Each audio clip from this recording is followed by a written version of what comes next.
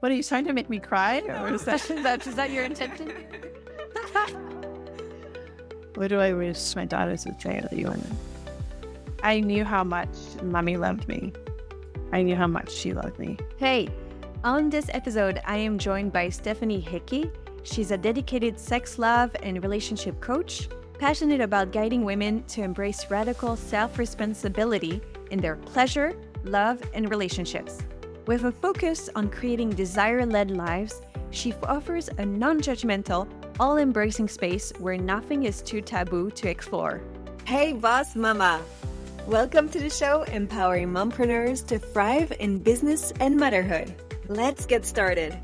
Hi, Stephanie. Welcome to the Hey Boss Mama show. I'm so happy to have you here. Hi, Manushka. It's so great to be here. Thanks for having me. So I'd love to get a better understanding of what it is that you do, because it's such a sexy and hot topic. And I think that it's something that we often overlook when we're thinking about motherhood and business, but it's such an essential part of our lives as women too. So can you tell us a bit about what you do? It is an essential part of our lives, womanhood. So I'm glad you said that. I'm a sex, love, and relationship coach, and I love helping women take radical responsibility for their own pleasure and for their own love lives and their own relationships. So I work with individuals on those topics to enhance their capacity for pleasure, enhance their relationships, whether they're in one or looking for one. And that trickles down to, other relationships as well, not just your romantic relationships. Before getting pregnant, I thought that sex would never be something that I would have to think about in my life because it was such a normal thing. And then I realized, like, when you have a child, Yeah. it changes everything. And I'm also interested in the aspect of how do you manage that as a business while also having 3 daughters? That must be quite interesting too. So to answer that question, I mean, there's so many moving parts all the time. So I like to use what I teach in order to fully embody what I'm like guiding women through. So that requires very intentionally like scheduling out my days. And so that includes scheduling out time to coach clients, to work on the business. And it includes time to have actual downtime where there's nobody interrupting me and I'm not working on anything. That includes time to include pleasure into my day. And whether that's like I teach a lot of self-pleasure practices, very intentionally guided self-pleasure practices. So whether that's carving out a time to do that on my own, or I love to extrapolate pleasure into all realms of pleasure, which helps feed into the women's body. And so thinking about how many different ways can I increase my pleasure today? Whether that's through my senses, like through my taste, through my smell, through my visual. Is my room really pleasurable to look at? Do I feel good in those clothes? Sorry, I'd love to bounce off of that because my mom is a psychotherapist. And one of the things that she teaches her clients or her patients, actually, it's about daily pleasures. And that's one of the things that she says it's a must. Like whether it's even just taking the time to be present to enjoy something mundane, it doesn't matter. It's about recognizing something that felt good. Ooh, that's good. Recognizing something that felt good. And so there's both things, right? There's intentionally setting out to do something that's pleasurable, but then also recognizing, oh, I'm in a moment of pleasure right now. I am really enjoying this pleasure. That actually increases your capacity to feel pleasure, right? If you don't let them just float by, if we actually take a moment to acknowledge, oh, this is actually so pleasant right now, like watching the 3 girls play in the yard. Yeah, and it's the concept of being present. Yes, exactly. Yeah. And so tell us a bit more about how things turned out, because from what I understood in our previous conversations is that you already had 2 daughters and your business was flourishing. How did things suddenly change and transition? Yeah. I did my certification for the sex, love, and relationship coaching in 2020 when my middle daughter was like 1.5. Okay. And so I completed that coaching and then I had completed my practice clients and I continued working with clients and creating a group program. And I launched that for the first time. Surprisingly, became pregnant with my third daughter. It wasn't planned, but that's another story for another podcast or another time. And so the emotions that came with having this career that I was building and really loving, like I really felt passionate about a career for the first time. And then feeling like, oh, I have to put it on hold again. And I have to, have another pregnancy and go through the baby years again. And like all those emotions of doing those steps again. It was a challenging time, I'll be very honest. And how did I go through that? A lot of mourning, a lot of like allowing myself to feel the spectrum of feelings that I was having, which, ranged from, oh, what a blessing and what an exciting time. And oh my gosh, I'm going to have three daughters. And actually, I didn't know it was a girl at the time, but I was going to have three kids and like they're going to grow up together and have, to, oh my gosh, there's a couple of years still. There's still 2 more years of me having to like slow down and really be just fully present for the family and the daughters and basically put the business on the back burner a little, like for the most part. I mean, it was just challenging and I had a lot of tears and I had a lot of anger and I just allowed myself to feel those things as long as I was feeling them and to move through them. And I think it kind of feeds into something else that I love to talk about, which is like the pace of life. Like women's pace of life is we're caught in sort of in my demographic in this part of my world, whatever in the area that I'm living, it feels very quick and very fast paced and like do and have to get things done. That time really forced me to be like, no, this is actually a phase of life where I have to slow down and just be, present for a new infant and family. Even though my brain wanted to go and like build this business and have clients and like really help, like be in connection with other women and doing the thing that I love doing, that requires a little bit more of like a different part of my brain, a different part of my energy. So putting that down for a little while was really challenging, but it was like all about acceptance. How can I really accept this right now in this time of my life? And yeah, here we are. The youngest is now over 2 years old. So I love what you just said. Like from going through the morning and all the range of emotions to deciding that you had to adapt your pace and also going through the joys of what's to come while knowing that it's also challenging.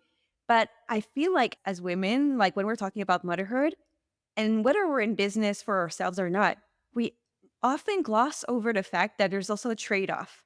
And I was very naive when I thought, oh, maternity leave is going to be such a breeze. And then I'm just going to jump back right into things because I thought that it would be like on Instagram, like, oh, yeah, I'm going to lift weights in the morning, have my smoothie, my baby on my hip, and my computer right next to me. Like, yeah, I don't think so. yeah. How did you move through that kind of reality check or I guess like new reality, which you had some preconceived notion of, which I think many of us do and have like no idea what the reality is.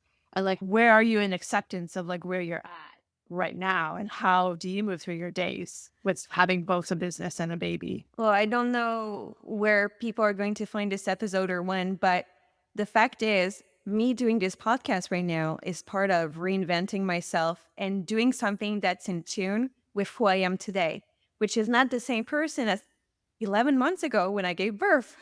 And so adapting around that and also acknowledging that my needs and my passions, although at the core they're still the same, they have transitioned a little bit.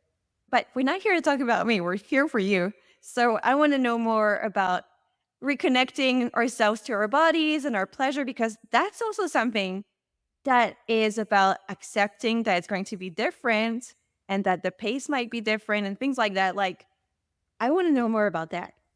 Yeah. After having a baby, so much changes in our bodies, our actual physical bodies and our energetic bodies, in our psychic space of like holding, now we're like keeping a child, like a whole other human alive.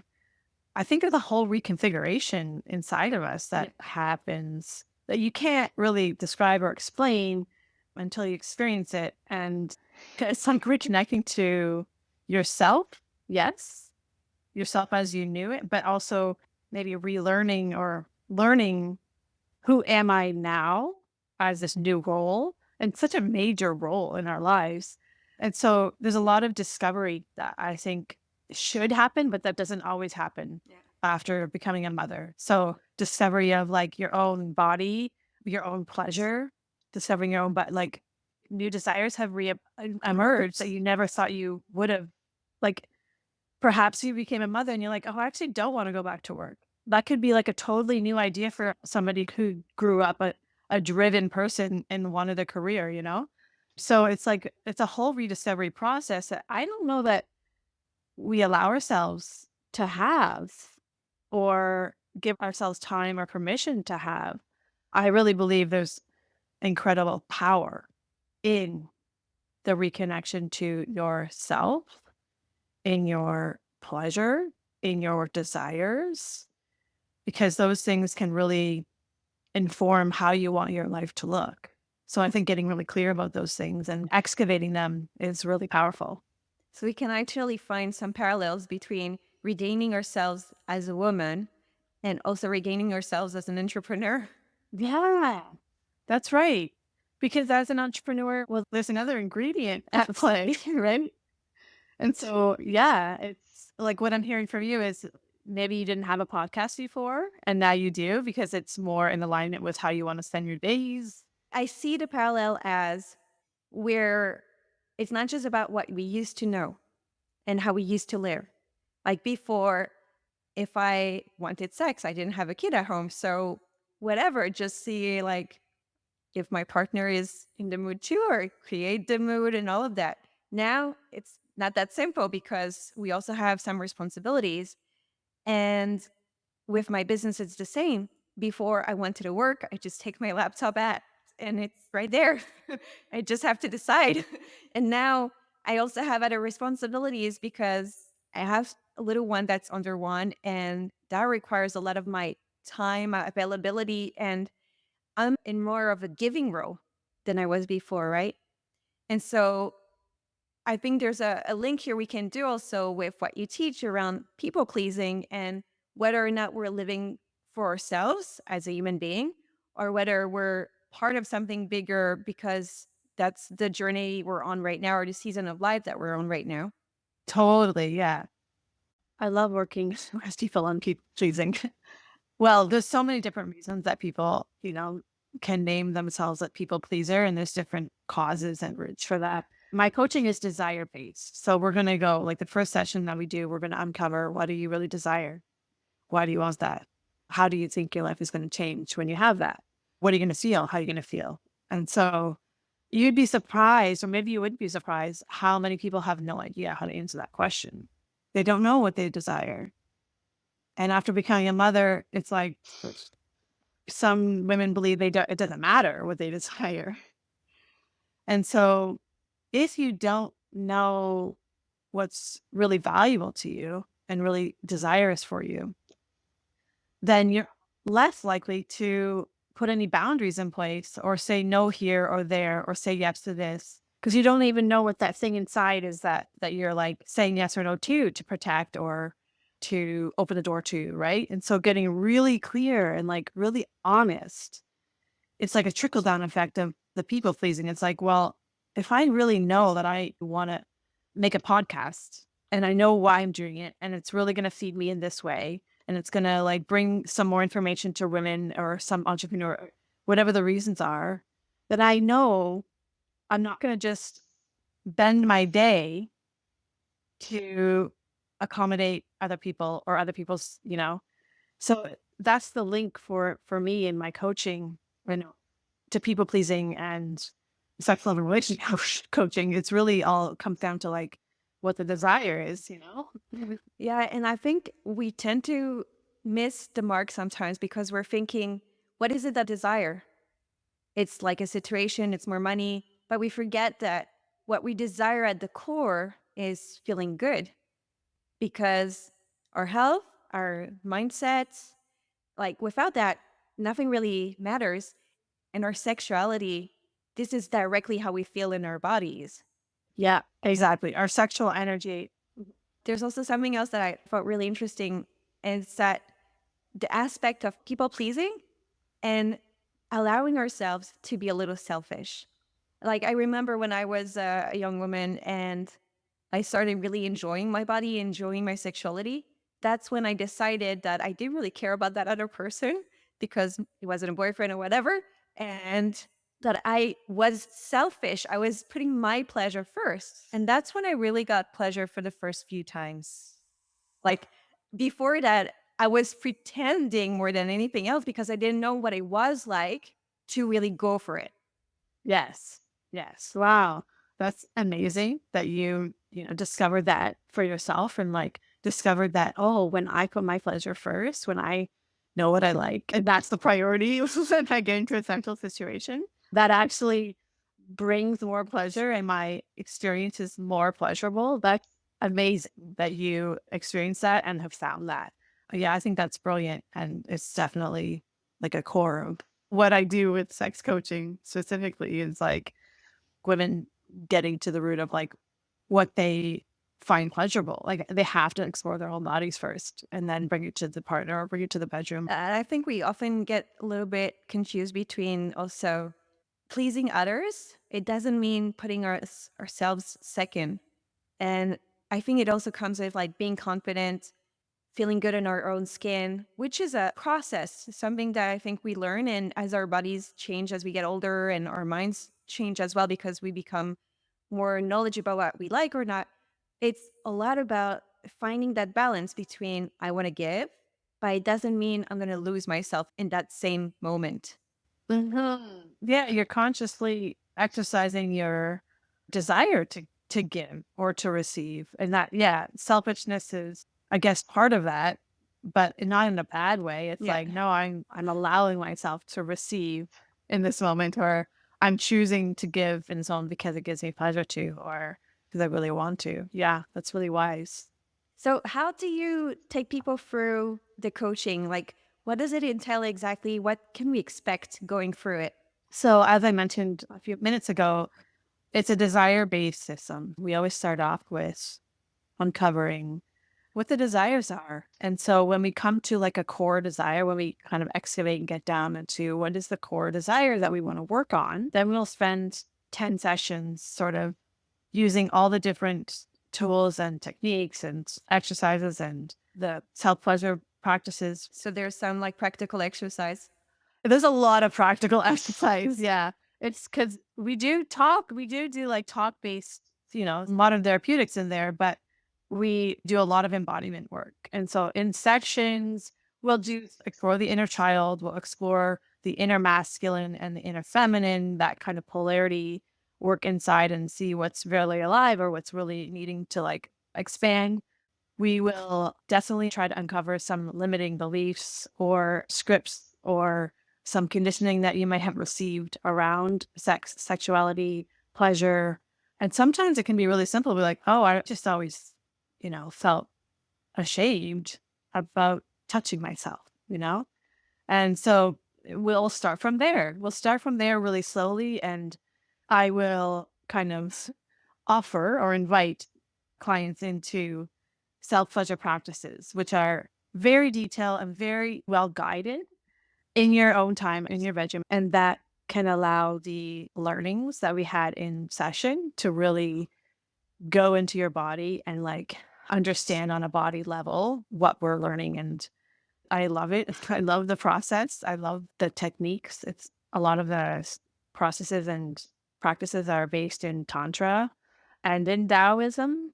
So there's a lot of energy work, getting in tune with one's own energy body, being able to manipulate energy in your body to like move pleasure around and expand pleasure. And yeah, there's so much to say. It's hard to like encapsulate in one. Could you give us an example of one person that went through your program and maybe where they came from and what it ended up with? Like, what kind of beautiful transformation did they live? So I had a client come and she was not in tune with her body at all, and also didn't know what she like preferred sexually, and didn't really know, like, yeah, was not that interested in sex and didn't know why.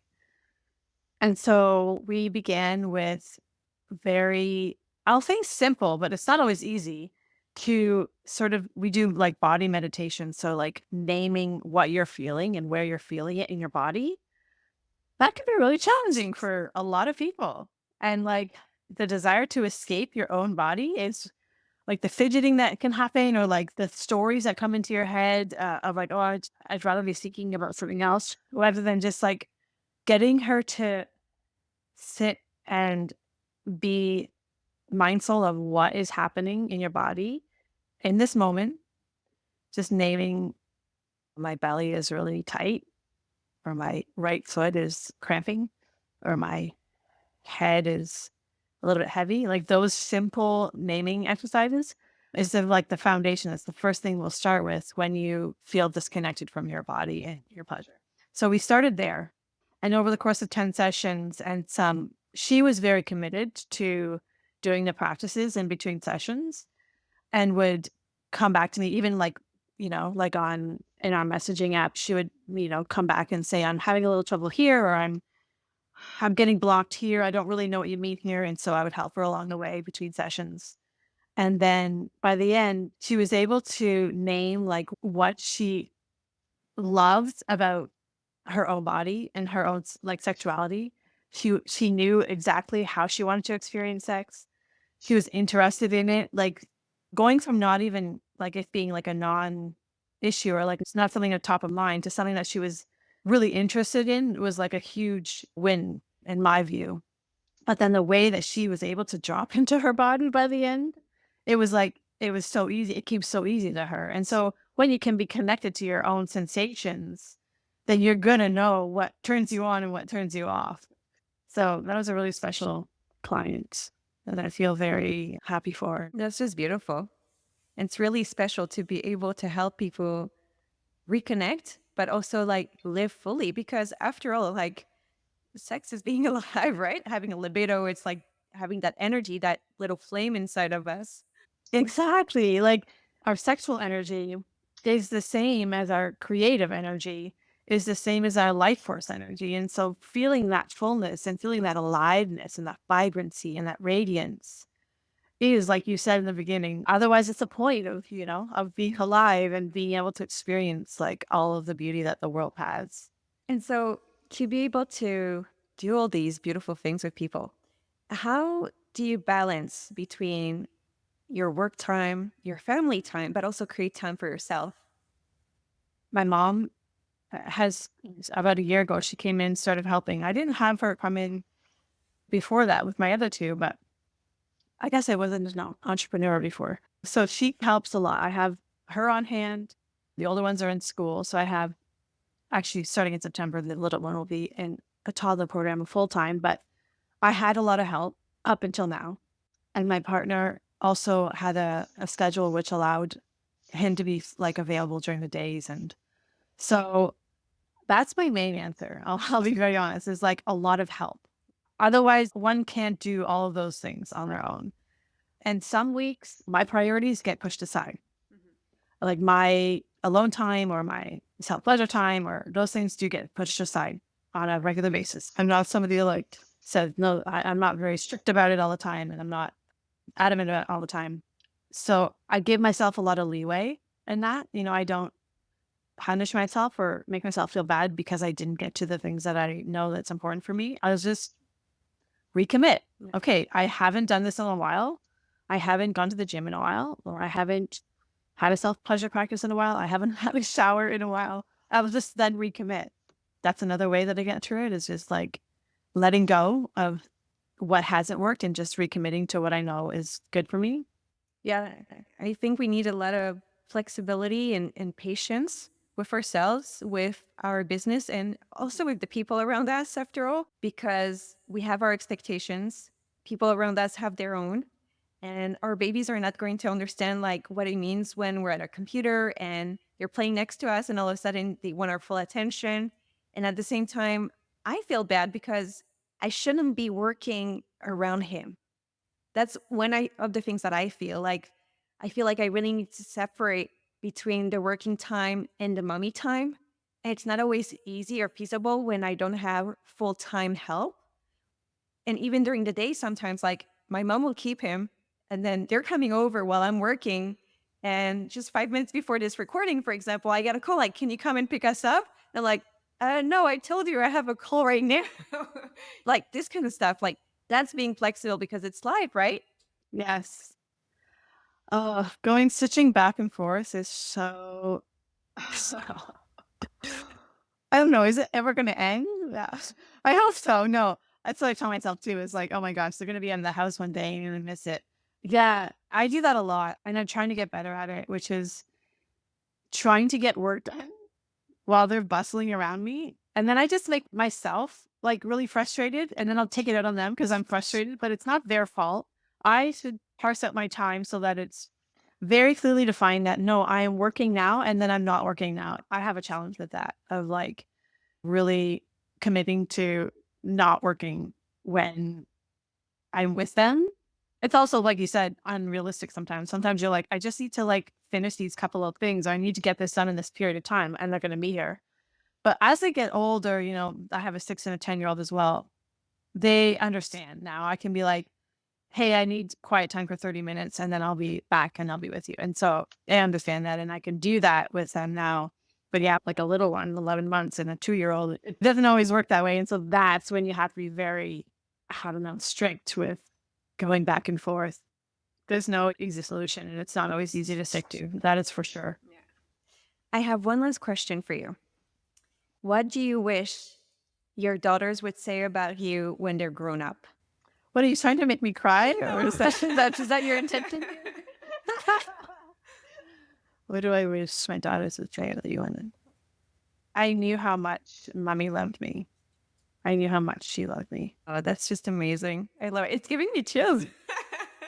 It's beautiful. Wonderful. Well, tell us now, where can we find more about you, about your coaching, and get connected with you? I'm at wonderlovecoaching.com, and my Instagram handle is at wonderlovecoach. My name is Stephanie. I have spots for my one-on-one coaching available. I coach women. I actually do coach men as well, which isn't labeled anywhere on my website, but I do have my male sexuality major completed, and I have coached them for many years. And so that's just a bit more of a process too, like a screening process. So I coach individuals on their sex, sexuality, and relationships. So that's one-on-one coaching. And I have a couple of free workshops if you want to just check those out right on my Instagram link or on my webpage in my offerings. If you want to check those out and see just what it's about, or if you like my vibe, this is my whole message is take radical self-responsibility. Look out for it. It's going to be available by September, but this is the newest thing in the works. So awesome. We'll look forward to it then. Thank you for joining me on this show. I hope you had as much a good time as I did. This was really a fun way to connect, and I really enjoyed learning about what you're doing. Thank you so much, Manishka. I really enjoyed being here and chatting with you too. And I think it's great what you're bringing to the world with this podcast. So thanks again for the opportunity. So there you have it. I really had a good time speaking with Stephanie. Our conversation went in so many different directions. And some of the things that really stood out for me was when we spoke about self-compassion, people pleasing, and a lot about also reconnecting to ourselves. I thought that was really important because we tend to focus on the things we have to do and not so much about taking the time to just be present and reconnect to ourselves. And that is really important for any aspects of our lives. So I'm really glad that we spoke about that. But yeah, that sense of connection, every time that I'm having those conversations with mom entrepreneurs, I feel like we have so much to share. And so please join me as well on the Facebook group for Hey Boss Mama. The link is in the show notes. There we can really talk about anything that we feel like, whether it's our business, our experiences, and also just ask questions. So I'm looking forward to connecting with you on our Facebook community.